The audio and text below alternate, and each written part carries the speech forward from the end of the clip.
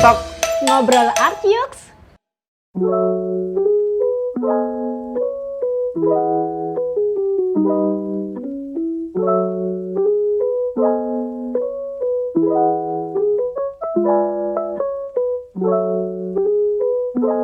Salam Evergreen, Sobat Artgres. Kali ini Art Talk goes to Andi Rahman Arsitek. Di depan saya ada Bapak Andi Rahman. Halo Pak Andi Rahman. Ya, selamat pagi. Ya, terima kasih udah mau bergabung dengan segmen kita Art Talk bersama Artgres di pagi hari ini ya Pak ya. Ya. Nah, ini kita lagi berada di markas besarnya beliau. Ini kantor yang ketiga Pak ya. Sebenarnya bukan yang ketiga, cuman kantor kita yang kita bangun sendiri, kita desain sendiri ya. Karena sebelumnya kantor pertama, kedua, dan ketiga itu kita sewa. Oh iya. Ini kita sudah punya sendiri ya, yang kita desain dan kita bangun sesuai idealisme kita. Bangun dari nol ya Pak ya? Betul. Oke. Karena kalau saya baca dari buku Mudakhirnya Pak Andi Rahman, by the way ini buku ketiganya beliau. Yang pertama adalah Nata Bata, kedua Ngekos, ini yang ketiga barusan terbit kalau nggak salah 3-4 bulan yang lalu ya Pak Andi? Iya, betul. Nah, ini saya baca dan ini sangat menarik sekali buku Mudakhirnya dari beliau ini karena menceritakan sepak terjangnya beliau mulai dari nol ya kan, membangun usahanya dari untuk bisnis arsiteknya ini dari 2006 kalau nggak salah Pak ya. Jadi sudah berjalan 16 tahun ini. 16 tahun. Dari sana kan ceritanya kan beliau mulai dari kamar yang cuman ukuran 3x3 ya kan. Habis gitu beliau sewa, pernah di Delta Sari, pernah di Puri Suryajaya, sampai akhirnya membeli kafling sendiri ini dan mendesain dan build dari nol ini, jadilah ini markas besar yang sekarang ini. Yang tadi sempat kita lihat tadi cuplikannya, nanti kita bisa share. So, saya akan langsung aja masuk ke pertanyaan ya, Pak Andi ya. Jadi pertanyaan pertama nih, quote yang paling favorit dari Pak Andi yaitu arsitektur sebagai jalan untuk kembali. Nah, ini kalau saya baca dari bukunya Pak Andi juga ada bab yang menyebutkan proyek Kampung Akhirat. Ya kan, dimana arsitek itu merupakan salah satu pekerjaan yang mulia ya Pak Andi ya. Ada proyek yang tidak dibayar, baik sengaja maupun tidak sengaja. Jadi contohnya ini Pak Andi Rahman ini berkarya untuk masjid, sekolah-sekolah. Ini memang tujuannya itu memang untuk tidak dibayar, karena itu beliau menganggap itu adalah pekerjaan mulia dan salah satu tanggung jawabnya beliau sebagai seorang arsitek. Nah, apakah semua arsitek memiliki pemahaman yang sama dengan Pak Andi? Dan berapa persen kira-kiranya dari semua profesi arsitek di luar sana yang berpikiran sama seperti Pak Andi ini? Ya, kalau semua arsitek saya rasa tidak semua ya, karena ini kan panggilan, lebih pada panggilan jiwa ya, panggilan jiwa dan tentang kesadaran kita akan peran kita di masyarakat. Jadi ya ini pilihan, jadi saya rasa tidak banyak juga sih arsitek yang memilih jalan ini gitu ya, karena ini juga bagian dari proses perjalanan hidup yang saya alami dan perjalanan spiritual yang saya alami. Dan kalau ditanya berapa persen ya saya tidak bisa menjawab sih, tapi tidak banyak sih ya. Nggak banyak Pak ya, jadi saya bisa bilang maksudnya kurang dari 50% ya, karena itu kan panggilan. Kalau sifatnya panggilan kan tentu saja kan panggilan itu nggak datang ke semua orang gitu kan, hanya beberapa orang aja ya. Tapi saya setuju dengan Pak Andi Rahman bahwa arsitek itu memang harus menjadi salah satu pekerjaan mulia bagi masyarakat ya, karena kita sebagai masyarakat ini kan tinggal di gedung, di rumah hunian ya kan, di fasilitas umum. Jadi oleh karena itu kita membutuhkan banyak jasa daripada para arsitek ini seperti Pak Andi Rahman. So thank you so much kepada Pak Andi Rahman, termasuk sebagai salah satu yang terpanggil ya untuk melakukan pekerjaan mulia ini. Ini menarik Pak. Pertanyaan berikutnya ini, arsitektur layaknya seperti jalan pedang, jadi tidak mudah ya Pak ya. Jadi untuk teman-teman yang udah sekolah ya kan, susah-susah menjadi seorang arsitek, tapi bisa jadi mereka putus di tengah jalan. Artinya setelah lulus mereka mencoba berkarir sebagai seorang arsitek, tapi akhirnya mereka beralih profesi Pak, ya kan? Nah ini salah satu penyebabnya itu kalau disebutkan dalam buku Mudakhirnya Bapak ini mungkin daripada cara seleksinya untuk masuk ke jurusan kuliah arsitektur ini. Jadi kalau dari Pak Andi bilang kan semestinya itu ujiannya itu yang benar itu dari bakat ya, harus ada bakat menggambar ya kan, ada passionnya lah di sana ya kan. Terus juga ada ya selain passion itu harus memang ada gambaran lah ntar kalau sudah lulus kuliah itu mau karirnya itu nanti arsiteknya itu mau di mana gitu kan ya. Nah, jadi apakah ada cara-cara seleksi lain Pak di luar passion sama hobi menggambar ini yang dibutuhkan oleh calon arsitek atau siapapun yang beraspirasi ingin menjadi arsitek suatu hari nanti, itu cara seleksi apa ya dibutuhkan oleh universitas ini untuk pastikan menghasilkan bibit-bibit unggul arsitek yang kedepannya ini?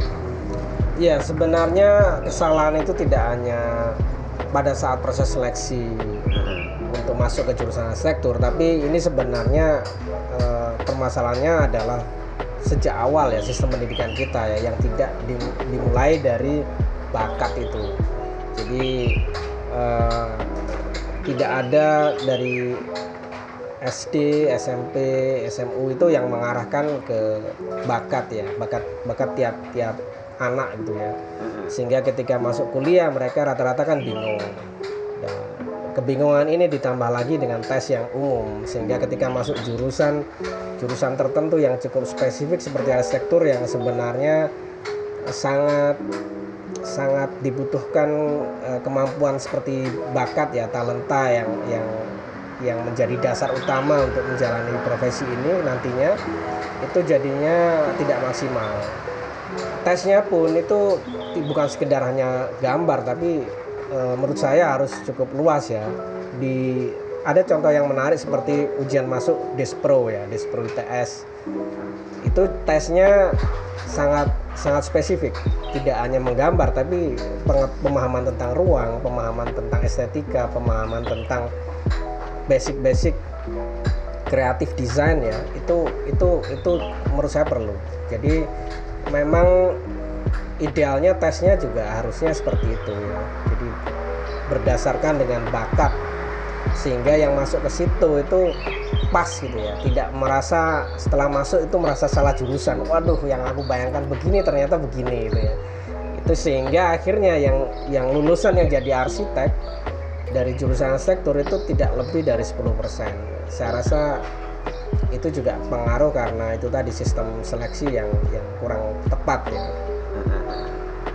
Jadi apakah bisa kita generalisasikan bahwa seseorang yang hobi menggambar itu makanya dia cocok untuk masuki jurusan arsitek itu ya nggak, kurang tepat ya Pak, karena banyak seleksi lagi, maksudnya secara bakatnya. Betul. Ya kan tadi Pak Andi udah menyebutkan. Ya betul. Oh gitu ya. Baik Pak.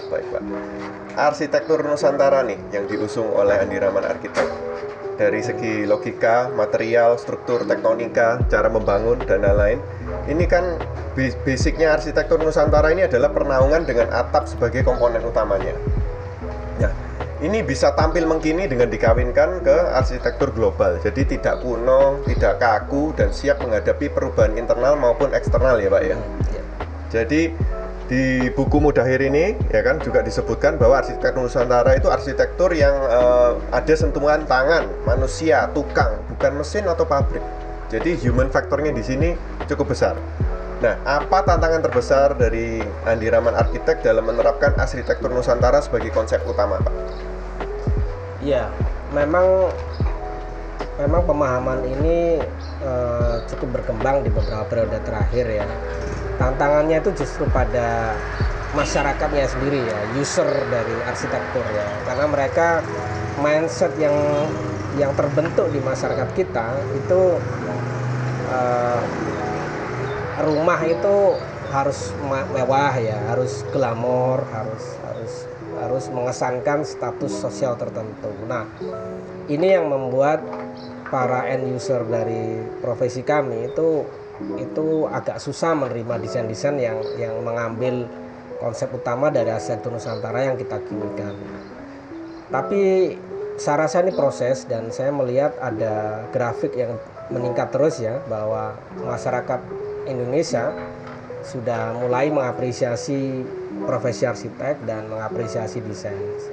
Saya rasa ini terbukti dengan banyaknya desain-desain yang kami usung seperti ini yang sudah dimulai diterima oleh masyarakat.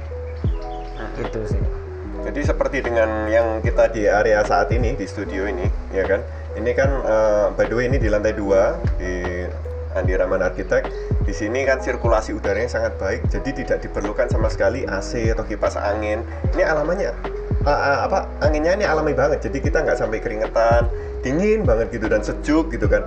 Dari luar juga masih kelihatan anggun, jadi meskipun tidak ada efek-efek glamornya ya kan, yang Pak Andi gunakan di sini kan bahan-bahan yang lokal dan tradisional dan sangat mudah didapetin di luar sana. Ya Pak Andi ya, nggak usah harus pesen sama pabrik atau mesin khusus untuk membuat seperti ini. Ini barang-barang yang sangat umum tapi sangat-sangat relevan dan sangat berguna juga. Fungsionalnya dapat, estetikanya juga cakep, keren-keren. Nah ini salah satu konsep juga yang diusung oleh Pak Andi ini adalah lokal global hybrid. Jadi material lokal itu seperti kayu, bambu, bata, rotan, ya kan? Mereka itu seringkali dianggap kuno, mahal dan tidak sesuai standar. Tapi sebenarnya mereka ini patut untuk dilestarikan ya Pak Andi ya. Nah, untuk prospek lokal ini sendiri kita juga perlu untuk menggali potensi setempat. Jadi pengrajin-pengrajin lokal itu kita harus libatkan dan untuk dibawa ke desain masa kini. Jadi tidak harus kaku tapi menyesuaikan kekinian. Lokal itu tradisi, global itu perubahan yang terus-menerus di dunia. Apa bisa disebutkan beberapa contoh proyek karya Pak Andi Rahman yang mengusung konsep lokal global hybrid secara totalitas Pak?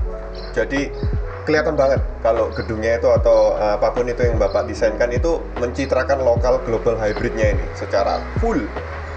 Ya, kalau ditanya proyek kita yang cukup maksimal dalam menerapkan prinsip arsitektur lokal global hybrid itu ya Omah Boto Sidoarjo sama studio kami ini ya. Yang cukup representatif lah, mewakili semangat lokal global hybrid yang kami usung. Jadi lokal global hybrid ini juga tentunya kan pasti ada tantangan-tantangannya ya Pak ya? Ya, betul. Jadi ya memang belum banyak klien yang bisa menerima ini ya, sehingga memang ini tantangan bagi kami untuk terus mengedukasi masyarakat. Kita juga punya strategi untuk memperkenalkan arsitektur ini ke masyarakat luas lewat publikasi ya. Kita punya Instagram, Facebook, YouTube, juga kita publikasikan secara internasional supaya masyarakat arsitektur dunia juga melihat perkembangan arsitektur di Indonesia yang juga sebenarnya progresif gitu ya. Jadi saya rasa responnya cukup baik ya, insya Allah ke depan saya rasa akan banyak masyarakat yang akan bisa menerima ya, karena sebenarnya ini kan kita ini mengambil apa yang sudah dikembangkan nenek moyang kita bahasakan dengan bahasa yang baru untuk menjawab permasalahan sekarang dan yang akan datang. Jadi masyarakat kita sebenarnya secara emosional mereka familiar sebenarnya dengan desain-desain kita ya, meskipun materialnya lama tapi bahasanya bahasa baru gitu ya. Seperti itu sih. Jadi ada proses asimilasinya di sana yang membuat ya itu tantangannya lah di sana lah, karena segala sesuatu yang kita berusaha asimilasikan kan pasti ada tweak-tweaknya begitulah yang harus disesuaikan. Dan yang paling penting adalah arsitektur kita ini berangkat dari konteks yang kuat ya, konteks geografis, budaya, iklim gitu ya, sehingga masyarakat kita sebenarnya akan merasa nyaman ya, karena kan ya ini punya kita, ini solusi-solusi untuk mengatasi permasalahan yang ada di geografis kita ya, iklim kita, sehingga secara tidak sadar mereka senang sebenarnya ya, daripada membawa arsitektur Eropa ke sini gitu ya. Mereka melihat secara visual awalnya memang menarik, tapi ketika mereka tinggal di situ sebenarnya mereka juga nggak nyaman karena itu bukan dari mereka, itu budaya luar yang mereka copy ya. Yang secara konteks, secara budaya, secara perilaku itu tidak tepat ya, tidak pas dengan punya kita. Benar. Secara iklim juga ya Pak. Betul, ya? Secara iklim. Jadi kan mungkin banyak insulationnya atau macam dia tebal-tebal gitu, jadi kan bikin pengap ya Pak ya. Bikin pengap, energinya sangat besar dan tidak sehat juga. Iya masyarakat. Nih ciri khas daripada Pak Andi Rahman ini juga adalah batu bata ya. Sampai buku pertamanya beliau itu Nata Bata. Beliau juga memiliki salah satu karya yang sangat terkenal itu Omah Boto itu. Nah Pak Andi ini mengenal bata itu pertama kali dari lingkungan tempat bertumbuh besarnya Pak Andi ini. Dari kecil, Pak Andi ini di buku Mudakir disebutkan bahwa bertemu dengan sosok Pak Samsi ya Pak ya? Iya. Jadi banyak belajar banget nih dari Pak Samsi, ya kan, dari tekniknya beliau menyusun batu bata, ya kan, itulah cinta pertamanya Pak Andi terhadap bata ya Pak ya. Nah, bata ini memenuhi aspek fungsional, struktural, estetis, dan makna mendalam.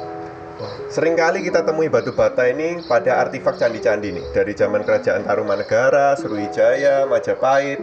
Nah, hingga kini ciri khas setiap proyek ini pasti ada unsur batanya. Contohnya roster ya Pak ya, angin-angin itu.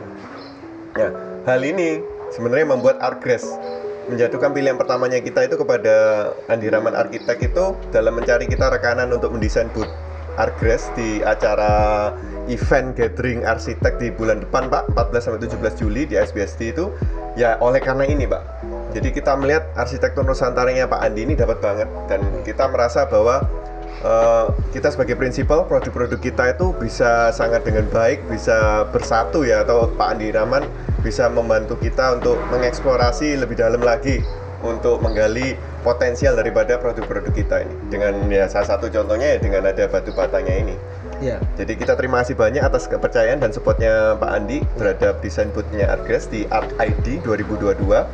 Termasuk juga kita dikenalkan dengan rekanan pengrajin material lokal yang keket banget sama Pak Andi nih. Ya. Jadi sering berduet nih dalam setiap proyeknya Pak Andi nih kelihatannya nih. Pak Aswar ya kan dari Anyaman Bambu. Ya. Dan juga Pak Bari untuk roster batanya, Jaya Roster ya Pak ya.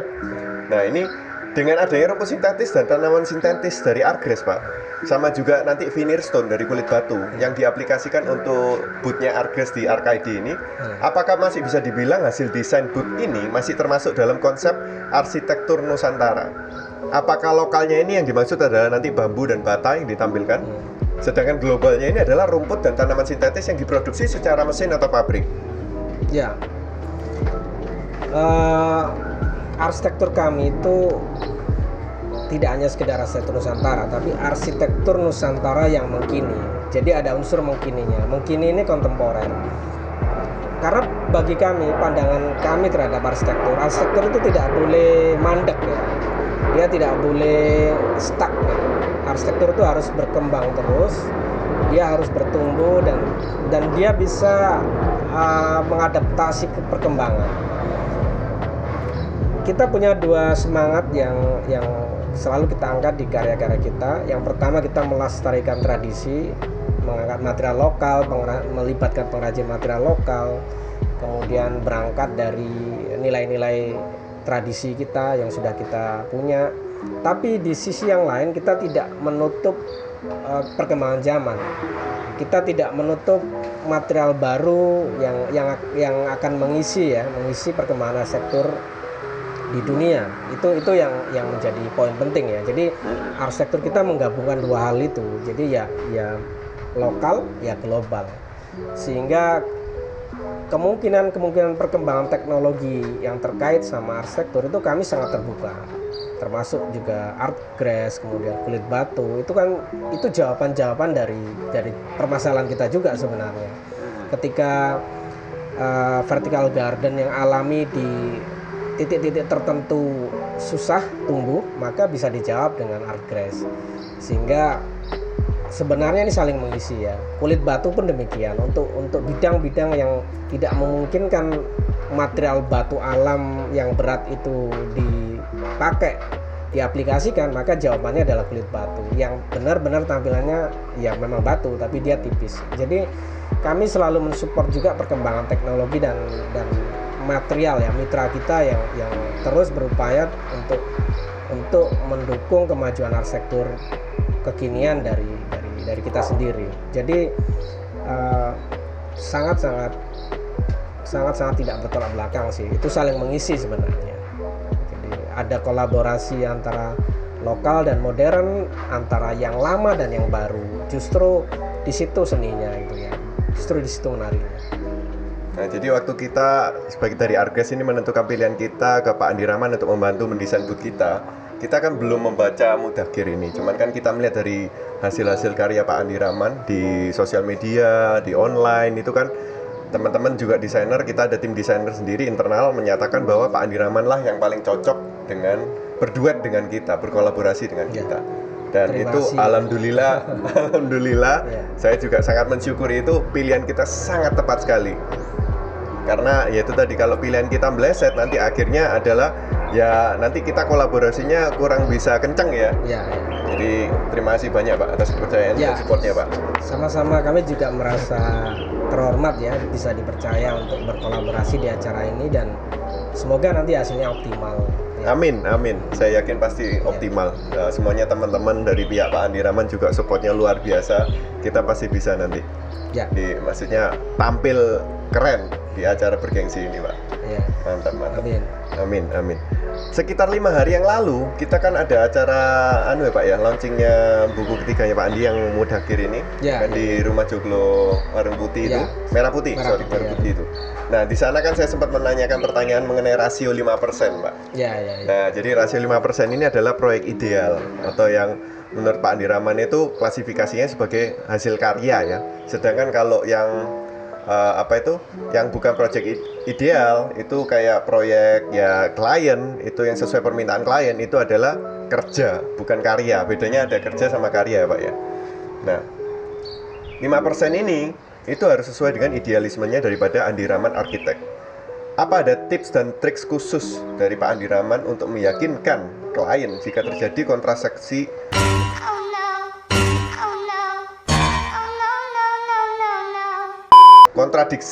konsep dalam proses pembangunan, terutama yang bertolak belakang dengan idealisme biro arsiteknya Bapak? Begini, jadi kondisi rasio 5% itu dialami oleh semua studio sebenarnya. Jadi studio-studio arsitek itu mereka punya proyek profit, juga punya proyek ideal. Cuman jarang yang mengekspos itu, jarang yang menyampaikan itu ya kan arsitek maunya kelihatan keren terus gitu ya, karyanya, proyek yang datang masuk ideal semua, padahal tidak seperti itu faktanya. Karena kalau mereka proyeknya ideal semua, mereka nggak bisa survive, karena ada biaya operasional perusahaan yang harus mereka keluarkan tiap bulannya untuk membayar staff, biaya operasional yang lainnya yang juga besar. Sehingga ini sebenarnya satu kewajaran, suatu kenormalan ya, karena kita ada di dunia bisnis ya, bisnis arsitektur. Nah, justru proyek dengan kategori kerja dan karya ini saling mengisi ya. Ketika kita bisa berideal dengan proyek-proyek kita yang idealis tadi, itu kan membutuhkan effort yang besar, energi yang besar. Bahkan di situ kita tidak memikirkan untung rugi lagi ya, profit ya, karena di situ kita benar-benar diapresiasi oleh klien sehingga kita benar-benar bisa optimal dan totalitas di situ. Dan ini proyek-proyek profit yang masuk kategori kerja tadi itu bukan sesuatu yang salah atau tabu ya. Ini sangat manusiawi, karena yang datang ke arsitek itu kan dari banyak latar belakang. Jadi kalau kami memilih siapapun yang datang ke kami selama masih dalam koridor meminta bantuan kita dengan cara yang baik dan proyeknya juga masih dalam frame arsitektur kita gitu ya, kita akan bantu sebaik mungkin. Meskipun mereka nantinya tidak open minded atau punya keinginan sendiri yang kuat sehingga tidak terlalu terbuka dengan ide-ide kita, itu tidak ada masalah. Kami akan membantu dengan seprofesional mungkin sehingga karya yang mereka juga inginkan atau mimpikan versi mereka itu bisa terrealisasi. Memang untuk jenis-jenis proyek tertentu yang klien kurang bisa mengapresiasi kita memang menolaknya, karena bagi kami itu pengen bekerja secara enjoy ya. Kerja itu ya harus enjoy, meskipun proyeknya kecil, tapi kalau klien menghargai kita dalam proses kerjasama itu kita sama happy, itu akan senang. Karya yang akan lahir di situ pasti bagus, baik, karena kami mengerjakannya dengan sepenuh hati, senang gitu ya, dan mereka juga merasakan itu. Tapi kalau klien tidak bisa mengapresiasi kita, tidak bisa menghargai kita, ya kita memang harus bersikap supaya kita sendiri tidak stres ya, kita sendiri tetap enjoy. Jadi kita lebih mengutamakan menangani proyek itu dengan hati yang bahagia supaya karyanya bisa bagus gitu ya. Seperti itu ya. Kira-kira begitu. Oke. Jadi di sini ada kayak ya semacam dua belah pihak yang harus ditemukan di tengah gitu ya Pak ya. Jadi kan kalau lain itu maunya kayak gimana, dari biro arsiteknya juga ada menjunjung tinggi nilai-nilai khusus ya kan, yang memastikan supaya hasil karya atau pekerjaan ini juga nanti hasilnya itu bagus dan optimal ya Pak ya. Terkait dengan rasio 5%, bahkan ya ini kalau mau jujur, kalau boleh jujur, banyak studio arsitek, banyak arsitek yang bahkan sampai akhir hayatnya dia tidak punya karya ideal. Waduh, banyak. Tidak satupun, Pak? Tidak satupun. Karena sebenarnya merealisasikan satu proyek ideal itu effortnya luar biasa besar. Luar biasa besar, perjuangannya luar biasa besar, energi, pikiran, waktu semua ya. Dan bagi kami satu karya yang berhasil, yang masuk, yang menurut kami representatif ini proyek ideal, itu selalu kami dokumentasikan karena perjuangannya ini nggak mudah ini ya. Dari mulai proses desain sampai itu terwujud, sampai ditempati dan dievaluasi klien, itu nggak main-main effortnya. Sehingga kami selalu mendokumentasikan, jadi memfotonya, memvideonya, mempublikasikan secara internasional, secara nasional, karena itu bagian dari penghargaan kita terhadap karya kita. Kalau kita sendiri tidak menghargai karya kita sendiri, jangan berharap orang lain menghargai kita gitu kan. Cakep sekali. Ya, itu jadi mulai dari kita sendiri gitu. Dan jangan malu tentang terhadap itu ya, karena kalau karya kita tidak kita dokumentasikan secara proper, kita publikasikan secara proper juga, maka siapa yang akan tahu? Orang nggak akan pernah tahu itu karya siapa.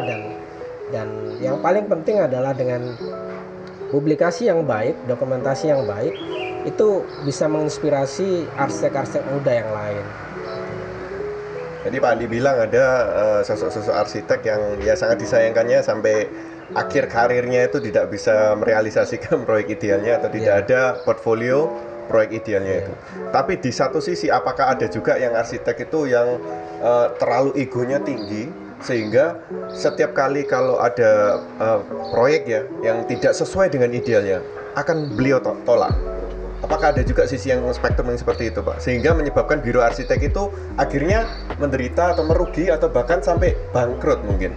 Karena setiap kali klien yang datang dia bilang ini nggak sesuai sama ideal kami ya kan. Jadi mohon maaf kita tidak bisa menerima proyek ini ya kan. Apakah ada juga biro-biro arsitek yang seperti itu yang sangat-sangat strict sekali dengan standar dan idealnya mereka ini, kalau nggak masuk dalam satu dari beberapa poin ini yang ciri khasnya biro arsitek tersebut, maka mereka akan tolak dengan mentah-mentah. Itu juga ada ya seperti itu pastinya kan? Kalau biro saya rasa tidak ada ya, tapi kalau arsitek ada. Ada ya, secara individu ya Pak ya? Karena kan memang mereka tidak punya tanggungan menggaji karyawan, hanya operasional sendiri, Jadi mereka kan sendiri. Dan rata-rata ada beberapa yang saya kenal seperti itu, tapi mereka memang sudah punya pendapatan yang lain. Jadi kayak mereka juga punya bisnis yang lain, atau mereka menjadi pengajar ya, yang tiap bulan mereka sudah punya pendapatan sebenarnya. Sehingga ketika mereka menolak klien sebenarnya tidak ada masalah karena dia sudah punya pendapatan yang lain. Kalau seperti itu saya rasa masih bisa ya. Karena kan mereka menganggap arsitektur itu sebagai seperti lebih kepada hobi ya. Jadi kalau kliennya nggak cocok, dia nggak cocok, ya nggak mau dia. Karena saya maunya arsitekturnya begini, kalau Anda nggak mau cari arsitek yang lain. Ya ada beberapa, tapi itu tadi mereka rata-rata ya bukan sebuah biro yang punya karyawan banyak ya, karena itu akan sangat susah karena ada biaya operasional yang harus mereka keluarkan tiap bulan yang tidak sedikit. Dan itu yang saya sangat hormati dan respect dari bironya Pak Andi Rahman ini, Andi Rahman Arsitek, bahwa bironya beliau itu bisa, maksudnya mengimbangi ego. Jadi di saat dibutuhkannya itu proyek-proyek yang untuk bekerja ya, bukan masuk proyek ideal, itu beliau bekerjakan karena beliau paham kalau beliau nggak melakukan itu, kan beliau bertanggung jawab atas kesejahteraan para staf yang bekerja di Andi Rahman Arsitek itu. Tapi kalau seandainya beliau bersikukuh dengan egonya, maka yang akan terjadi adalah para staf teman-teman yang bergabung di Andi Rahman Arsitek ini tentunya tidak bisa sejahtera karena hanya menangani proyek-proyek yang ideal, dan itu kan sangat susah ya, kayak cocok-cocokan gitu kan Pak ya. Jadi ini ditemukan balance yang sangat baik di sini. So ego itu mahal pelajarannya Pak ya. Iya Pak ya. Di sini pelajaran buat teman-teman di luar sana yang bukan arsitek, ini berlaku di semua bidang ya menurut saya ya. Ego itu mahal. Jadi terkadang kita harus melepaskan ego kita, menurunkan ego kita. Itu supaya bisa bertemu, ada titik temu di tengah supaya kita bisa sama-sama jalan bareng lah. Ya Pak ya. Sip. Oke. Masih di Mudakir Pak ya. Holopis Kuntul Baris Pak. Jadi ini konsep gotong royong atau bekerja sama ya. Jadi ini dari zaman kolonial kelihatannya ini. Holopis Kuntul Baris ini dari namanya orang Belanda atau gimana gitu ya Pak. Orang Prancis, sorry. Orang asing ya. Terus akhirnya diplesetkan ya itu, jadinya peribahasanya Holopis Kuntul Baris ini. Nah, dalam bagian ini yang bercerita mengenai Holopis Kuntul Baris ini, ada 4 partner yang diajak kolaborasi: klien, pelaksana, tukang, dan pengrajin material lokal. Nah, kebelat papat 5 pancer Pak. Pak Andi Rahman menempatkan posisinya sebagai dirijen atau konduktor yang mengatur semuanya ini, semua 4 pihak ini bisa berkolaborasi bareng dengan cantik. Nah, menjadi seorang dirijen tentunya tidak mudah Pak, terutama yang bisa memuaskan semua belah pihak. Tiap pihak ini pasti memiliki kepentingan yang berbeda-beda. Contohnya dari segi klien, pasti mintanya budgetnya yang murah tapi hasilnya bagus. Tapi kalau dari pelaksana, tentunya dia juga menginginkan tukang yang baik, klien yang pengertian dan sebagainya. Nah, ini adalah tugas dan tanggung jawab yang sangat amat berat ditanggung oleh seorang dirijen atau seorang arsitek ini. Jadi apa kiat daripada Andi Rahman Arsitek untuk menjembatani hal tersebut Pak, supaya kepentingan semua belah pihak ini ya bisa terjembatani lah setidaknya itu. Iya. Memang tantangan terbesar seorang arsitek itu adalah meredam egonya ya. Jadi ya berusaha berdamai dengan dirinya gitu ya. Jadi arsitek ini kan memang dididik untuk menjadi satu orang yang bisa mengelaborasi banyak orang gitu ya. Dan dia kan juga setengah seniman ya, setengah teknokrat dan seniman gitu ya. Dia terhadap karyanya itu sangat posesif ya, sangat ini karya saya, ini harus sesuai dengan apa yang saya rancang, saya desain. Itu yang membuat kita kadang lupa bahwa di sisi yang lain kita sebenarnya ya manusia biasa, kita juga profesi yang biasa juga ya, yang juga butuh partner, butuh orang lain, butuh rekan gitu ya, untuk merealisasikan apa yang ada di kepala kita sebenarnya. Jadi di sini adalah kuncinya. Ketika kita tidak merasa bahwa kita yang paling penting, kita yang paling hebat, kita yang paling tinggi, kita bisa meredam ego itu. Bahwa kita tanpa bantuan rekanan-rekanan, tanpa bantuan partner-partner kita, tanpa bantuan klien, pelaksana, tukang, dan pengrajin lokal, sebenarnya kita juga nggak bisa apa-apa, hanya sebatas ide saja, tapi nggak akan pernah terwujud dalam satu karya nyata itu ya. Itu yang membuat kita membuka ruang dan memberi 4 pihak ini ruang yang sama ya.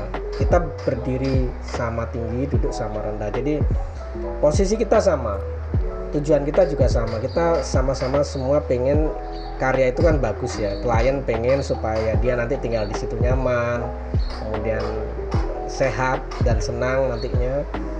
Pelaksana juga demikian kan, pengen karya itu juga berhasil dengan baik sehingga nanti dia dapat keuntungan dari situ dan tidak dapat komplain. Dari situ juga dia akan dapat proyek-proyek yang lain. Tukang juga demikian, pengrajin lokal juga demikian. Jadi materialnya bisa dipakai atau dibeli oleh arsitek sehingga ekonomi dia juga bisa bertumbuh. Nah, di sini kuncinya adalah bagaimana kita bisa menekan ego kita sih sebagai seorang arsitek itu, bahwa kita bukan segala-segalanya, kita bukan dewa ya yang semua harus ikut kita, tapi justru kita ini ya sama seperti yang lainnya. Kita maju bersama, kita bekerja sama untuk menghasilkan karya yang kita tuju tadi ya. Jadi kira-kira begitu ya. Justru yang paling berat, paling susah dari itu adalah pada mengontrol ego kita sendiri, gitu sih. Ya. Jadi dalam masalah ini masih terkait dengan pertanyaan sebelumnya terkait dengan ego ya Pak? Iya. Jadi sebenarnya semua belah pihak ya, nggak cuma arsitek doang Pak. Kalau menurut saya tuh egonya harus harus diredam gitu, harus saling mengalah gitu. Kalau ada satu pun pihak yang maksudnya tidak mau mengalah dari segi ego, proyek ini pasti tidak bisa terrealisasi dengan baik, dengan bagus. Jadi ada juga Pak pepatah Pak yang menyebutkan Pak, kalau apabila kita berusaha memuaskan semua belah pihak, itu adalah resep untuk kegagalan Pak. Karena pada dasarnya itu nggak bisa kita memuaskan semua pihak itu. Pasti ada sebagian kecil golongan-golongan atau pihak itu yang tentunya akan merasa dirugikan. Ya dalam segi itu egonya kayak mungkin egonya mereka tidak terpenuhin. Tapi memang sangat susah sih mencari maksudnya titik tengahnya di mana itu kita memastikan bahwa ya kepentingan-kepentingan semuanya ini sudah terpenuhin lah. Tapi tetap aja nanti pasti misalnya dari klien nih ya kan, pakainya kita pasti tentunya arsitek, pelaksana, tukang ini kan maunya kan pasti materialnya bagus kualitasnya. Jadi nggak gampang rusak ya kan, karena kalau rusak juga nanti ujung-ujungnya ntar yang disalahin juga ya pihak-pihak ini yang memilih, yang memutuskan untuk memakai material ini kan. Tapi kliennya dari sisi yang lain, kliennya pun juga nggak mau ingin keluar uang terlalu banyak gitu kan. Ngapain kok mahal banget, udah pakai yang ini aja ya kan, yang spesifikasinya ini aja cuman selisih 1 senti aja, masa sih ngefek gitu kan. Padahal mereka nggak gitu paham dari segi teknisnya kan. Dari seorang arsitek ya 1 senti itu ngefek sih kalau dikalikan ya kan. Jadi itu memang challenge-nya di sana sih. Saya bisa memahami dari maksud daripada Pak Andi. Anyway Pak Andi, sambil nyemil Pak, satu minum Pak. Oke. Saya udah nyemil dari tadi.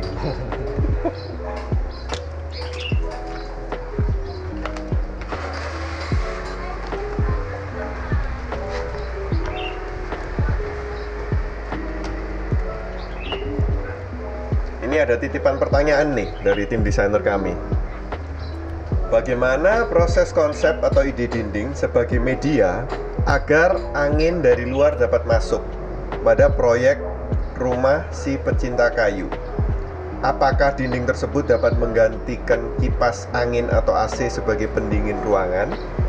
Bagaimanakah jika suhu sedang lembab? Apa yang akan terjadi pada ruangan tersebut jika tidak ada kipas angin atau AC? Ya, berarti ini rumah yang ini ya, kayu itu ya, pecinta kayu, van block house ya. Ya, rumah pecinta kayu. Sebenarnya prinsip arsitektur kita kan seperti itu ya rata-rata ya. Jadi arsitektur kita ini mengambil prinsip naungan. Jadi seperti kita itu duduk di bawah pohon yang rindang gitu ya. Jadi kan masalah tropis itu kan sebenarnya kan panas itu kan, panas sehingga kalau kita duduk di bawah pohon itu kan selesai semuanya, kan sejuk, nggak kepanasan, semilir gitu kan. Kan kalau siang kita duduk di pohon yang dengan suasana seperti itu kan ngantuk biasanya karena saking nyamannya kan. Nah permasalahannya kan shelter ini, rumah tinggal apa bangunan-bangunan ini kan butuh privasi, dinding kan. Jadi tidak hanya sekedar naungan atau atap, tapi juga dinding supaya mereka bisa berkegiatan di dalam. Nah, kunci dari arsitektur tropis itu jangan sampai memotong sirkulasi angin.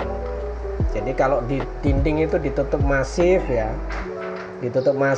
kemudian jendela-jendela juga ya, jendela-jendela yang tertutup itu kalau posisi ditutup berarti kan angin terpotong di situ, dia nggak bisa lewat mengalir ya. Jadi dia kan ke atas melewati bangunan atau ke samping melewati bangunan, sehingga di dalam ruang itu jadi panas, pengap karena nggak ada sirkulasi udara yang jalan. Nah prinsip itu yang kami coba kembangkan dari dinding-dinding arsitektur Nusantara yang sudah dikembangkan nenek moyang kita ya, seperti bambu ini ya, dinding sesek, dinding papan, dinding-dinding yang bernafas ya. Karena prinsipnya dinding-dinding yang seperti dinding bernafas ini kan ketika ditutup tetap sirkulasi udara jalan, cuman anginnya kecepatannya berkurang, jadi lebih pelan gitu ya. Tapi secara sirkulasi dia tetap jalan.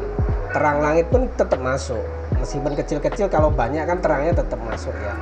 Ambience-nya juga masuk. Jadi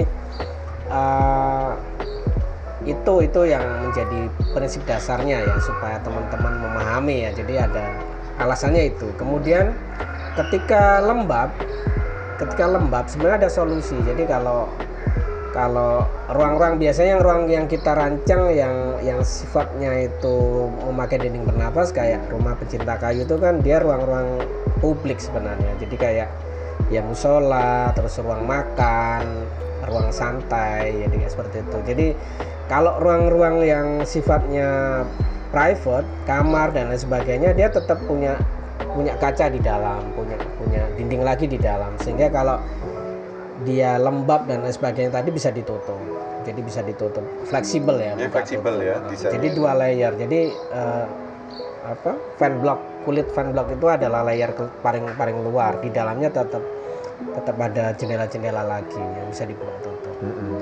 Sehingga kalau lembab ya tetap bisa ditutup. Bisa ada ruang-ruang seperti kamar yang tetap klien kan tetap ingin pakai AC kan. Gitu. Kalau malam supaya nggak ada nyamuk, mereka tetap nyaman gitu kan. Jadi seperti itu. Jadi konsepnya itu go green ya Pak ya?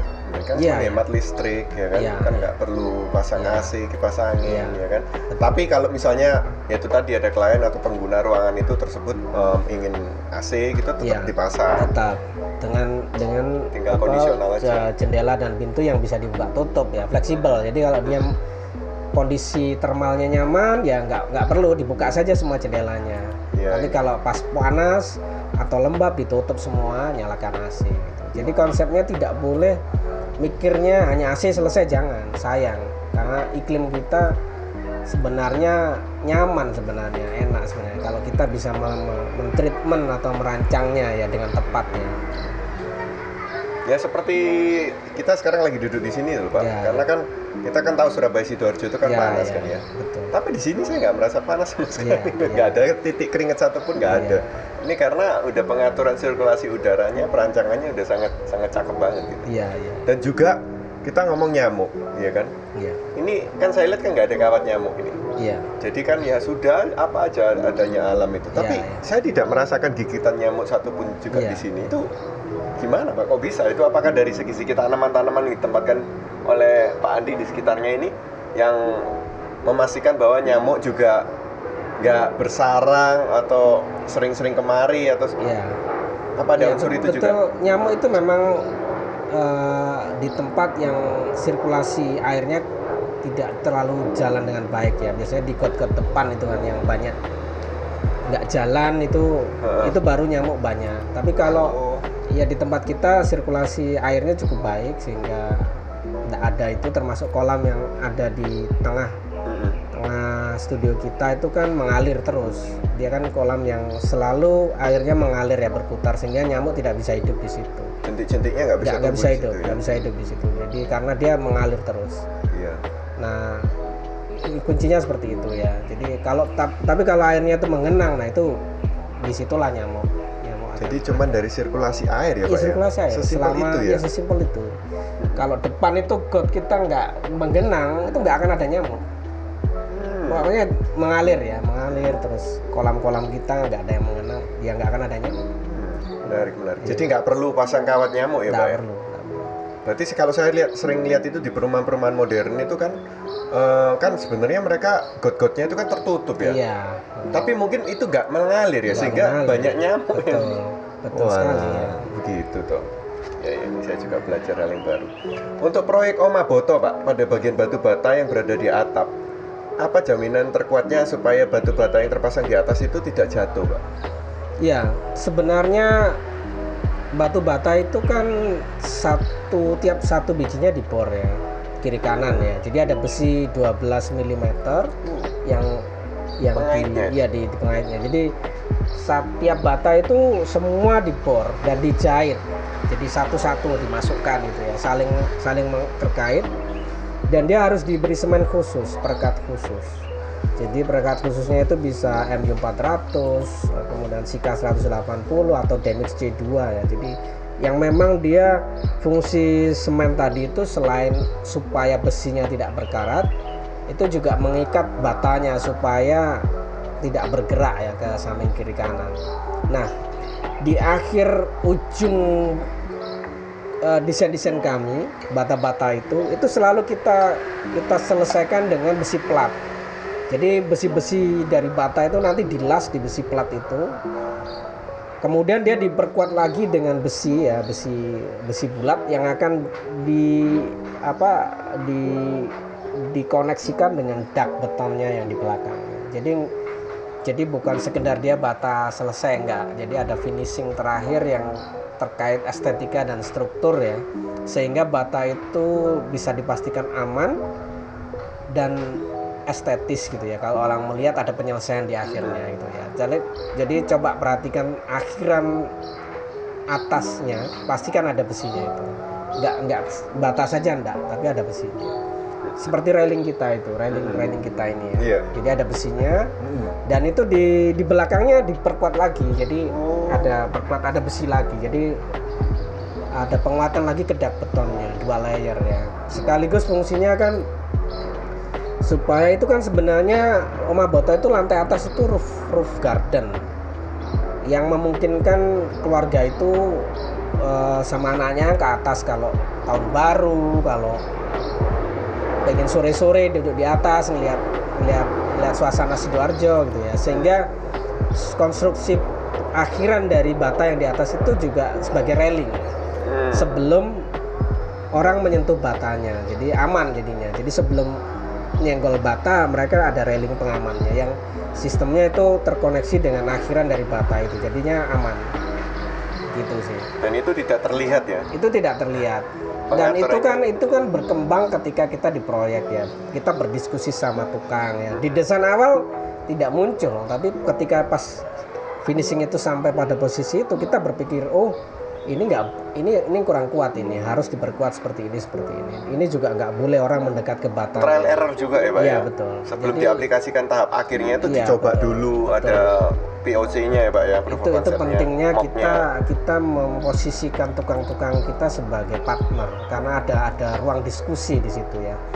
Ada hal-hal yang kita tidak tahu sebenarnya sebagai arsitek yang mereka punya kesempatan untuk memberi ide ya dari pengalaman mereka sehingga desain kita lebih optimal. Dan ini saya ingin mengucapkan selamat kepada Pak Andi udah menemukan partner idealnya berupa Pak Hasan ini. Dan itu juga sebenarnya proses alami ya. Karena sebelumnya kan di buku Mudakir saya juga cerita kalau saya 3 kali berpartner dengan pelaksana yang tidak pas ya. Kalau misalkan saya menyerah ya saya nggak pernah punya karya. Ini betul-betul yang terjadi di teman-teman arsitek yang lain. Jadi klasik ya, ini hal-hal yang klasik ya. Jadi kita merasa wah kok begini terus ya, kalau cari ketemu kontraktor kok selalu begini ya. Akhirnya mereka menyerah. Dan ketika mereka menyerah ya sudah, saya sampai desain aja lah, pokoknya hanya mendesain saja, nggak sampai nggak mengawasi sampai selesai. Nggak pernah punya tim yang bisa mensupport dia sampai karyanya terbangun. Dia sampai selesai nggak pernah punya karya. Tidak boleh menyerah, arsitek tidak boleh menyerah. Jadi kalau ya itu tadi pengalaman saya 3 kali seperti itu, yang keempat ternyata akhirnya dipertemukan Pak Hasan ya. Dan sampai sekarang seringnya berduanya dengan Pak Hasan ini ya Pak, karena dia udah tahu visi yang sama ya. Visinya sama. Enak kalau sudah satu frekuensi begitu Pak. Ya, dan banyak arsitek muda yang mengira menemukan seperti Pak Hasan itu tidak susah. Jadi kayak wah enak ya, langsung ketemu partner yang seperti itu, enak sekali ya. Benar. Bukan. Prosesnya juga lama, bertahun-tahun. Tidak semudah itu Ferguso ya. Iya. Proses. Jadi jalani dulu. Nanti dan jangan pernah menyerah ya. Jangan pernah menyerah, nanti akan ketemu dengan sendiri. Dan bila ketemu maka bahasanya itu hargai mereka dan bertumbuhlah bersama ya. Saling menghargai ya. Dan itu tadi harus satu frekuensi itu. Nah itu susahnya di sana, satu frekuensinya. Igunya bisa saling menyamain kan ya kan. Pasti tentunya Pak Hasan juga memiliki aspirasi yang berbeda, sedikit berbeda lah dari Pak Andi. Tapi karena tujuannya itu sama, ingin menghasilkan karya yang baik, yang cakep dan yang ya long lasting lah intinya, itu bisa jangka panjang, sehingga terciptalah hubungan yang simbiosis mutualisme ini yang sangat baik lah sampai detik ini. Nah, menurut Pak Andi Rahman, desain bangunan dari Sabang sampai Merauke, Pak, bangunan mana yang membuat Pak Andi ini cukup kewalahan dalam menanganinya, Pak? Yang paling membuat Pak Andi kewalahan itu yang mana, Pak? Ini proyek-proyek kita berarti. Proyek-proyek kita atau proyeknya Pak Andi? Proyek-proyek kita. Proyek-proyek kita yang di luar Jawa yang terbangun masih belum banyak sih. Tapi yang ada itu di Pekanbaru ada. Jadi sudah terbangun dan ya alhamdulillah sesuai dengan idealisme kami ya, desain kami, dan klien juga setelah rumah itu selesai itu senang dan ya happy sekali ya. Dan kemarin juga mengontak kami untuk mendesain rumahnya yang di Medan. jadi seperti itu. Ada juga di Madiun juga ada yang itu sebenarnya bukan tim kita yang ngerjakan, ya timnya klien sendiri. Jadi dari pengalaman kami itu, ketika proyek itu tidak di Jawa Timur yang tidak memungkinkan kami mengawasinya secara intens, itu faktor penentu yang paling utama adalah kliennya. Jadi ketika kliennya itu punya semangat atau keinginan yang kuat merealisasikan ide arsitek dalam bentuk bangunan yang akan mereka tempati nantinya, itu bisa berhasil. Tapi kalau kliennya tidak punya keinginan yang sangat kuat gitu ya, dia masih setengah hati gitu, itu saya pastikan tidak berhasil. Karena intervensi tukang, intervensi pelaksana di lapangan ketika tidak ada arsitek itu sangat besar, sangat kuat. Jadi mereka tukang ya pelaksana itu, ini jangan begitu Pak, susah ini, mahal ini, susah nyarinya, bikinnya susah, beli aja yang ini, biasanya kita pakai ini, lebih cepat, lebih bagus, lebih ini. Klien kan manut itu kan, ikut apa yang disampaikan pelaksana sama tukang karena mereka di situ nggak ada arsitek kan. Iya. Tapi ketika arsiteknya sudah punya keyakinan sangat kuat kalau saya harus ikuti desainnya arsitek, kalau ada perubahan saya harus kontak arsiteknya, minta rekomendasi atau saran supaya dipilihkan yang terbaik. Nah itu baru bisa.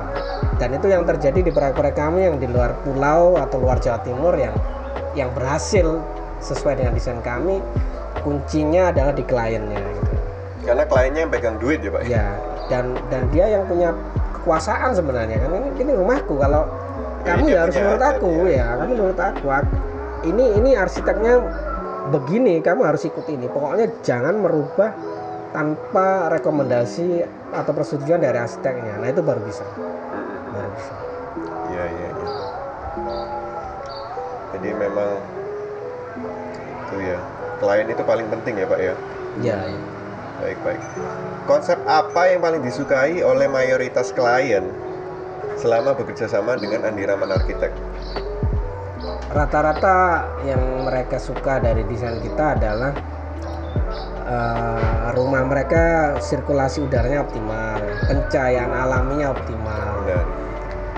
Mereka merasa lebih sehat ya dari rumah yang mereka tinggali sebelumnya. Jadi lebih sehat karena itu tadi ya, sirkulasi udara, pencahayaan alami, dan banyak ruang terbuka hijau, banyak tanaman, banyak pohon-pohon seperti kantor kita inilah. Itu yang membuat mereka sangat kerasan lah, bahasanya kerasan ya. Kerasan itu ya nyaman itu. Nyaman itu ya. Nah ini ada kaitannya nggak Pak sama ilmu Feng Shui Pak?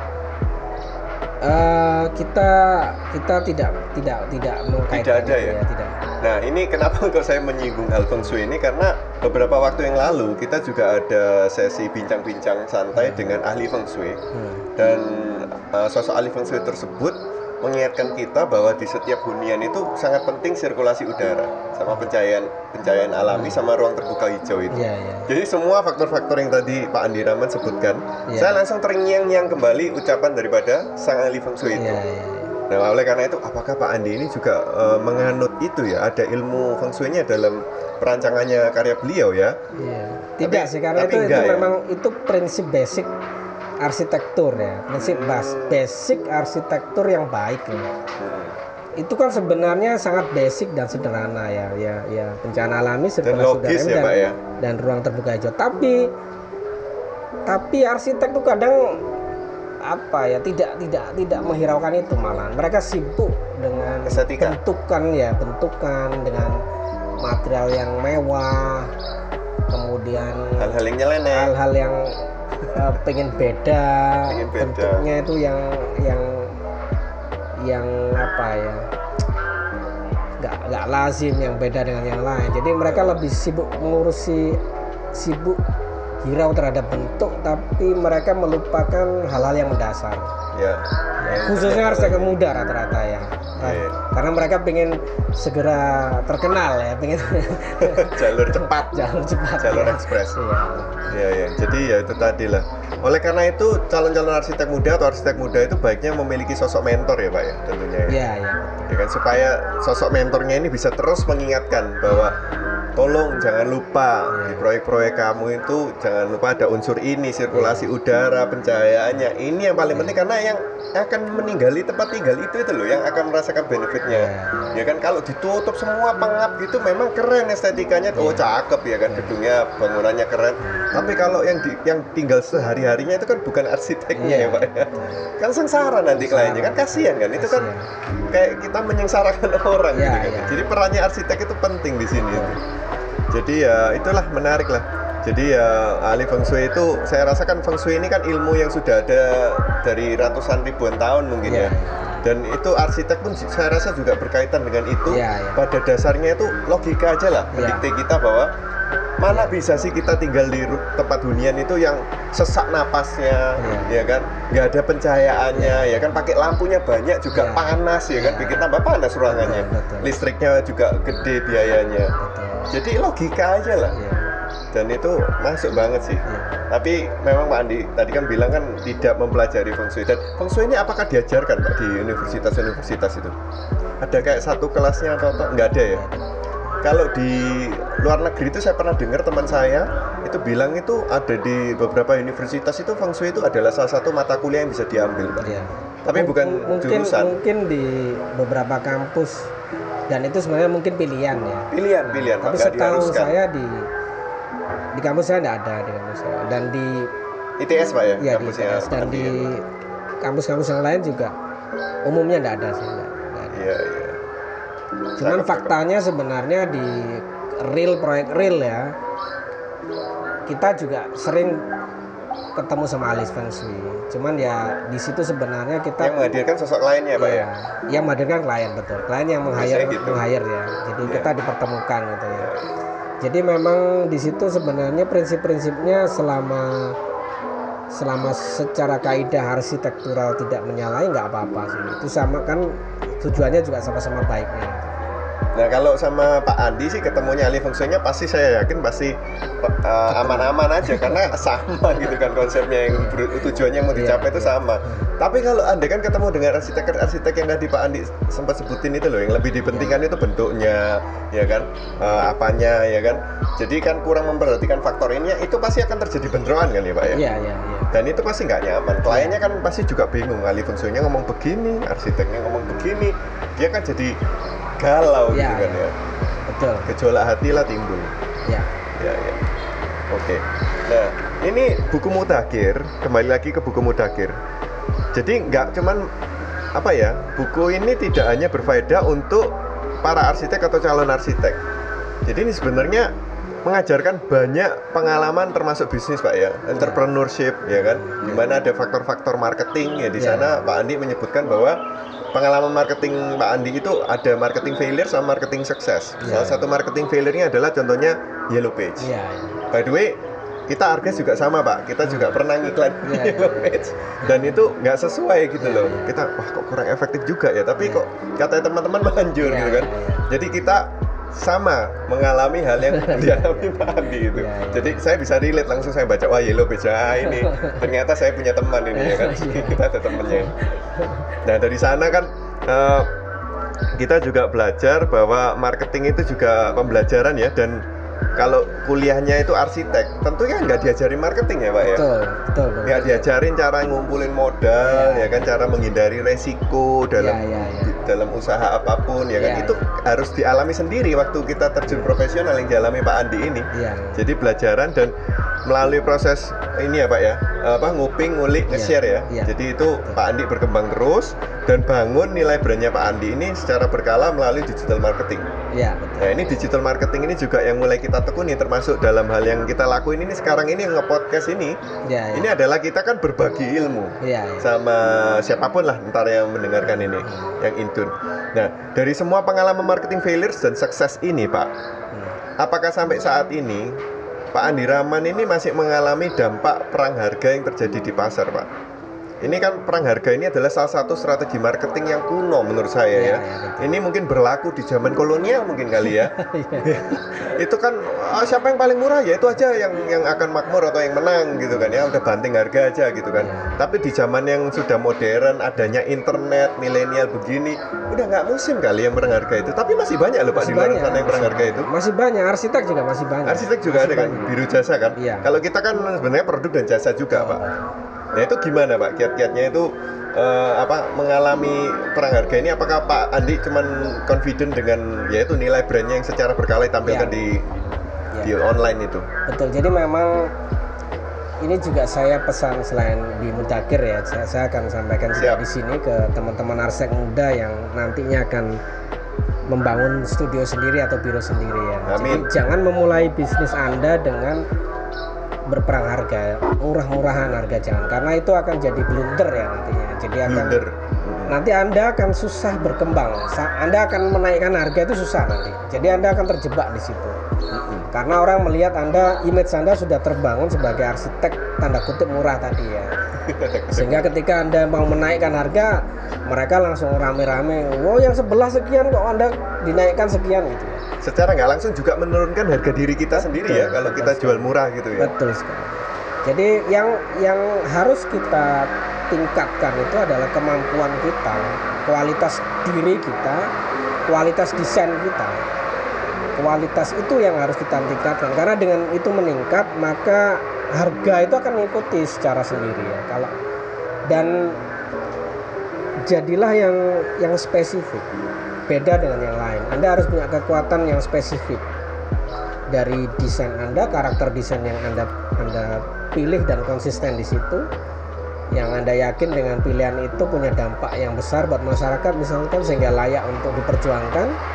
Konsisten di situ, maka pasarnya akan terbentuk sendirinya dan Anda tidak perlu bersaing dengan siapa-siapa karena kan Anda beda sih. Anda unik. Unik. Jadi sehingga Anda nggak akan dibandingkan dengan arsitek yang lain dengan harga yang lain karena ini nggak ada yang nyamai, soalnya beda sendiri. Arsitekturnya begini, nggak ada yang lain ini. Harga kita segitu ya mereka mau nggak mau menerima. Yang memang dia melihat karyanya kan, kualitasnya kan. Oh ya sudah, karena dia nggak bisa bandingkan. Kalau bandingkan ya beda. Ini Anda nggak bisa apple to apple dengan kita. Kita punya spesifikasi tertentu. Dan ini yang disebut dengan bersaing secara sehat ya. Betul. Jadi kan tonjolkan kemampuan kita masing-masing. Tiap orang itu sudah dikaruniai sama Tuhan Yang Maha Esa itu potensial dan kemampuan masing-masing kok yang unik. Betul. Jadi ada yang sesuatu, contohnya saya dan Pak Andi ini di sini. Banyak nih hal yang Pak Andi yang miliki yang saya nggak punya ya kan, dan sebaliknya saya percaya juga ada yang sesuatu yang saya punya yang Pak Andi nggak ada gitu kan, dan itu Tuhan itu adil kok. Betul sekali. Jadi itu yang harus kita gali dan kita kembangin, dan itu akan menjadi dengan sendirinya pembeda antara orang bisa menilai, oh kalau Pak Andi itu stylenya begini, kalau saya stylenya begini ya kan. Dan itulah, biarkan itu yang menjadi pembeda harganya. Betul. Jadi bukan karena pak Andi buka harga berapa ya. Jadi kita mematok harga kita itu sesuai dengan harga daripada teman kita atau kolega kita atau kerabat kita. Itu kan gak ada hubungannya sama sekali sebenarnya Pak Andi ya. Betul. Logikanya itu nggak ada gitu. Cuman hanya ingin mendapatkan bisnis atau ingin cepat kaya kali ya. Itu tadi kembali ke jalur ekspres ya. Dan biasanya umumnya ya kalau sudah perang harga itu kan sebenarnya kualitas yang diturunkan. Karena mau supaya harga dia lebih murah, supaya lebih laku, pasti kan kualitasnya ditumbalkan. Nah itu kan sebenarnya ya tidak sehat untuk jangka panjang, karena kan klien itu kan tidak hanya untuk sekali datang, tapi sebenarnya berkelanjutan. Dan kalau dia puas kan dia akan cerita ke teman-temannya. Sebaliknya kalau dia nggak puas kan juga akan cerita ke teman-teman. Sehingga dia akan susah bertumbuh, susah berkembang. Ini topik favorit saya karena saya backgroundnya marketing. Nanti kan juga tahu kan. Jadi saya mendalami marketing. Jadi sangat relevan banget bagi saya. kita pun dari Argres ya nih, kalau saya dari curhatan saya dari pihak Argres itu kita juga sering menemui sih perang harga di luar sana, ya kan, bahkan itu kalau perang harga masih oke lah, kita bisa toleransi sih Pak. Yang kadang menjengkelkan itu adalah orang mengakui brandnya mereka itu sama dengan brand kita. Nah itu kan membuat kita jengkel. Bentar dulu. Atas dasar apa Anda mengakui brand Anda itu sama dengan brand kami, ya kan?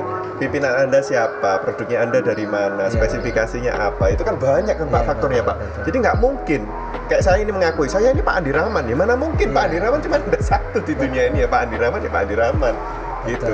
Cuman itu ya begitulah, di luar sana itu aneh-aneh gitu.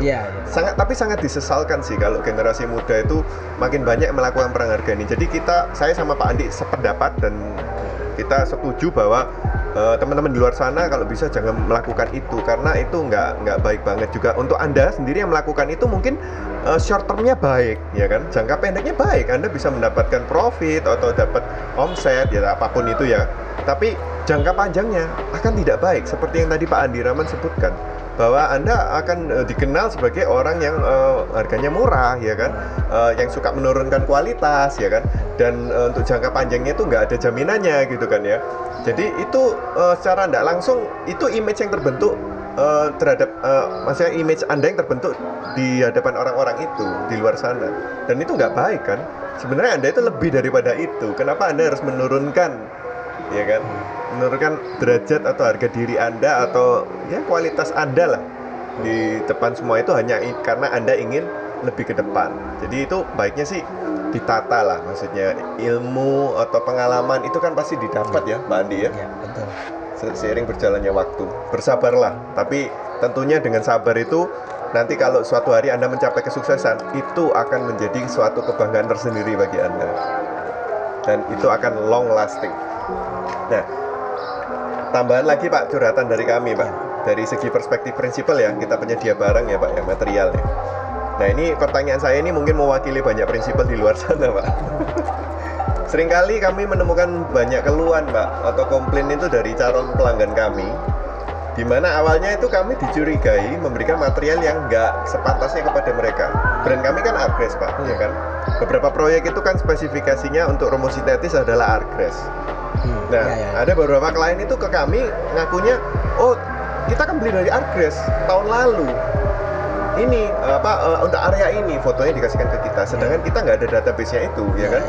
Dan usut punya usut, ternyata kita mengetahui bahwa dari pihak pelaksananya atau tukangnya itu membelikan brand yang bukan brandnya Argres, tapi kami kan dituduh, jadi kita ikut terseret. Nah ini tadi terkait dengan saya tadi ngomong itu, banyak orang yang mengakui oh brandnya saya itu sama dengan brand itu, brand situ.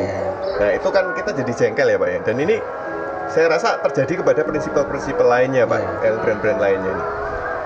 Nah ini fenomena ini Pak, ini sebenarnya jarang atau sering terjadi di lapangan yang sepengetahuan Pak Andi Rahman selaku arsitek dan biro arsitek Pak?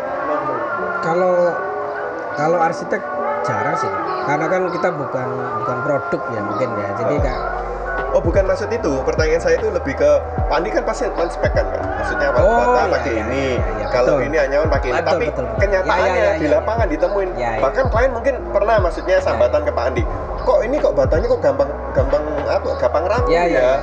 Terus Pak Andi pasti menyelidiki apakah sudah benar dari pakai brand ini, penyedia material ini, terus punya usut ternyata bukan. Nah itu kan salah siapa, bukan salah arsitek dong. Nah ini keuntungannya ketika kita punya partner yang kolaborasi terus ya, kayak saya sama Pak Hasan gitu, karena kan kita sama-sama punya visi yang sama, sehingga Pak Hasan ini tidak pernah mengubah spesifikasi yang saya karena nggak mau beresiko tentunya dia kan, karena dia kan rekanan kita ya, sama-sama pengen kualitas terbaik kan, kita saling mendukung.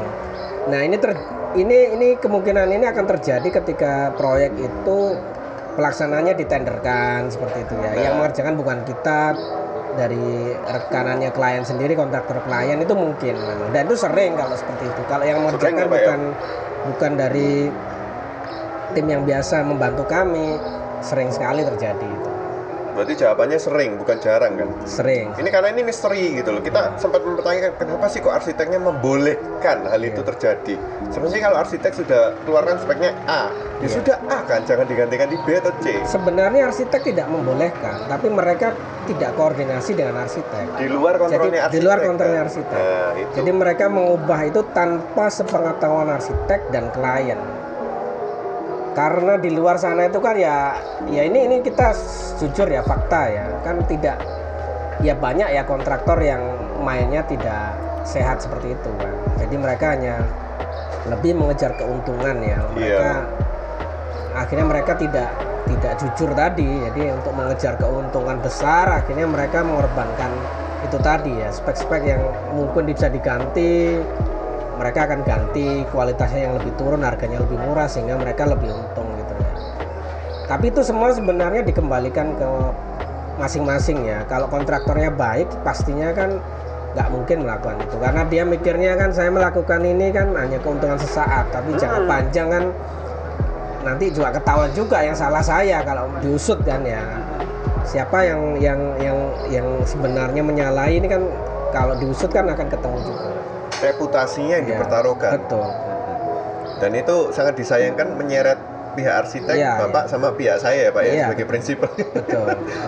Ya, jadi itu yang disayangkan sih, merugikan banyak pihak kalau melakukan praktek seperti itu. Jadi kalau bisa sih teman-teman di luar sana menghindari lah. Kalau misalnya spesifikasinya sudah dispekkan sekian, jangan dirubah-rubah. Kalau mau ngerubah pun boleh, tapi diskusi dulu dengan pihak arsitek yang merancang, gitu kan ya. Diskusi dulu ya. Dan akan lebih baik diskusinya juga ya sama arsitek juga sama klien, supaya klien juga tahu alasannya kenapa diganti. Gitu ya. Kalau dirubah pun spesifikasinya ya ini nanti ada plus minusnya seperti ini loh, ya itu udah diinfokan di depan. Harus disampaikan secara terbuka ya. Baiklah, setidaknya saya sedikit lega di sini mengetahui bahwa itu sering terjadi. Jadi kita bukan satu-satunya prinsipal atau sedikit prinsipal yang mengalami hal ini. Nah, apakah ada tips khusus Pak bagi kami para prinsipal untuk supaya terhindar dari kejadian yang seperti ini, yang sering kali itu ya spek-spek kita itu disalahgunakan, maksudnya mereka memakai brand yang lain tapi ngakunya pakai brandnya kita Pak. Ada tips ya itu tadi kita? Memang susahnya adalah ketika arsiteknya tidak dijadikan pengawas biasanya ya, dilibatkan dalam pengawasan, dan di sisi yang lain klien juga sebenarnya tidak tahu ya terkait sama material ya sebenarnya. Sehingga yang terjadi adalah kembali lagi ke pelaksananya itu ya, kalau dia jujur ya tekan sesuai dengan spesifikasi, tapi kalau tidak ya dia akan mencari keuntungan dari situasi itu. Ya ini memang tidak mudah sih, karena ya ini terkait kultur ya, sayang sih menurut saya. Memang harusnya kita harus sama-sama menyadari bahwa pentingnya untuk kita jujur dan berkualitas dan punya integritas ya dalam menghasilkan sebuah karya. Ya inilah maksudnya salah satu harapan kami melakukan banyak podcast ini kan nge-share ya Pak ya. Ini kan salah satu nge-share ya. Jadi harapannya teman-teman itu yang dengerin ini ya kan, yang lihat ini, supaya mereka tuh juga tahu lah bahwa segala tindakan yang kita lakukan itu kita pastiin jangan sampai merugikan banyak pihak gitu kan, atau merugikan siapapun kalau bisa. Karena kalau dengan keuntungan sesaat kita dapetin nih ya, maksudnya kepentingan kita terpuaskan, tapi harus mengorbankan orang lain itu kan kurang tepat ya. Jadi kalau bisa sih dihindari ya teman-teman ya, karena itu sifatnya nggak akan jangka panjang sih. Memang jangka pendeknya dapat, tapi jangka panjang ya sangat disayangkan, pasti nggak bisa bertahan lama sih. Jadi kalau bisa jangan, ini demi kebaikan masing-masing. Oke, ini kita masukin ke pertanyaan terakhir nih Pak. Ini menarik ini. Jadi begini Pak Andi, saya menyadari Pak, anak saya itu usia sekarang 8 tahun, tapi sejak usia 3-4 tahun itu anak ini itu hobi gambar Pak, dan suka bangunan-bangunan tinggi Pak. Dia tuh terobsesi sama yang namanya Big Ben, Statue of Liberty. Kalau di Surabaya kan bambu runcing gitu kan ya. Suka yang fountain-fountain gitu. Kalau lihat air mancur gitu Pak, wah senengnya setengah mati, minta diputerin terus gitu kan ya. Terus ya mulai, nah itu membuat saya berpikir apakah anak saya ini memiliki bakat arsitek. Nah saya sendiri nggak hobi menggambar, saya nggak ahli menggambar, saya nggak ngerti apa-apa mengenai arsitektur ya kan. Background saya bukan arsitek juga. Tapi anak saya mendapatkan, ya mungkin panggilan ya, bisa jadi, nggak tahu lah, masih kecil anak saya. Cuman karena saya lihat bakatnya dia di sana, ya kan. Jadi saya mendaftarkan dia itu kursus-kursus yang mengajarkan ilmu arsitektur seperti kayak kursus 3ds Max. Jadi udah usia 8 tahun sekarang, kemarin sudah gambar-gambar Pak, kayak fast food lah, ice cream shop lah, ya simpel-simpelan lah Pak ya. Tapi kan di usia dini kan ya lumayan ya persiapannya untuk nanti jenjang karirnya yang kedepannya itu. Dan dia juga ada ini sekarang itu cukup canggih loh Pak, ada kursus course architecture Pak. Di Smart itu ada sekolah-sekolah yang menyediakan itu ngajarin Pak, bangunnya pakai kertas, pakai ya kayak begitu-begitu lah Pak. Itu lebih lah ekstrakurikuler yang didapatin. Kalau kita di sekolah kan kurang ya, untuk bakat-bakat itu kurang dikembangin. Nah, dari seorang arsitek Pak yang sudah terbukti Pak di generasi saat ini Pak, apa ada tips-tips khusus untuk calon-calon arsitek di masa depan ini seperti anak saya ini?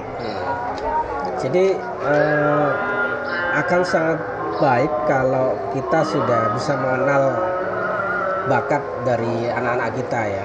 Karena kan sebenarnya orang tua ya, di usia dini ya. Karena orang tua sebenarnya kan mendorong saja sebenarnya, dia mensupport ya. Sehingga kalau memang dia punya kecenderungan ke situ, dia bahagia di situ dan dia akhirnya berkembang di situ. Karena kalau berbakat itu kan cepat kan ya, kalau dia memang lebih cepat punya bekal ya, karena itu kan bekal dari Tuhan sebenarnya kan. Amin. Yang membuat kita beda sama yang lain kan. Nah dengan begitu maka ya nggak apa-apa, didukung saja. Itu akan sangat baik seperti yang saya sampaikan tadi ya, ketika dari awal sudah tahu bakatnya di mana, sehingga nanti ketika masuk di arsitektur ya itu sudah dunianya, sudah pas. Dia sudah punya bekal yang sangat cukup ya dibanding teman-temannya yang lain misalkan.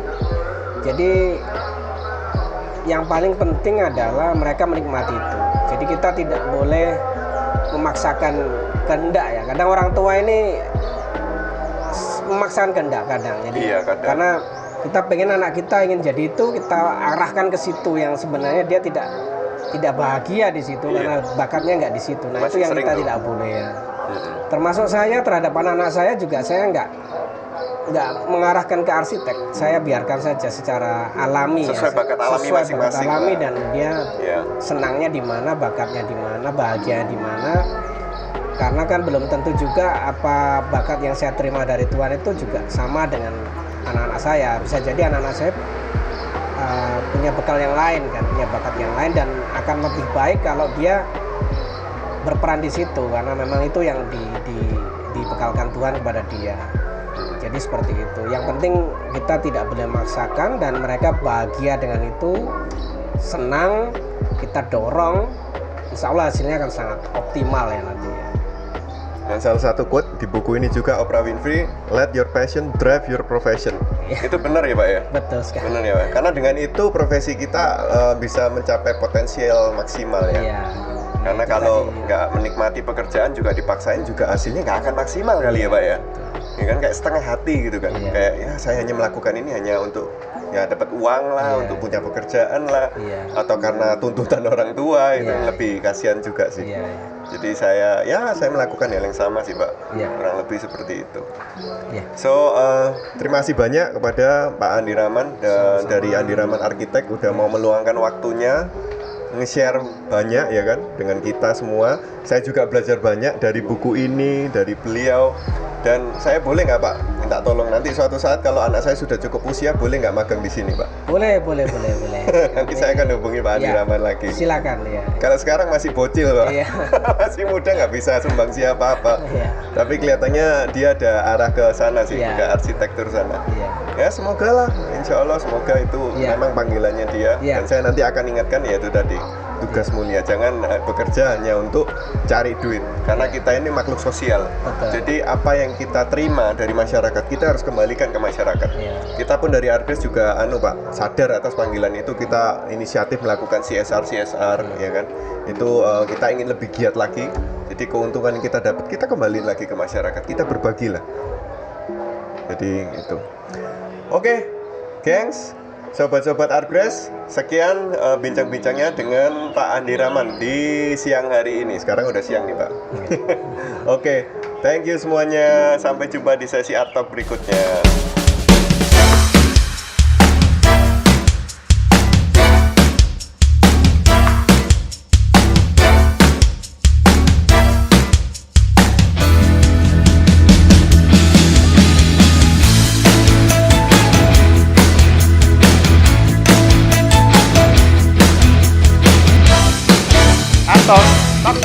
Ngobrol Art Yux.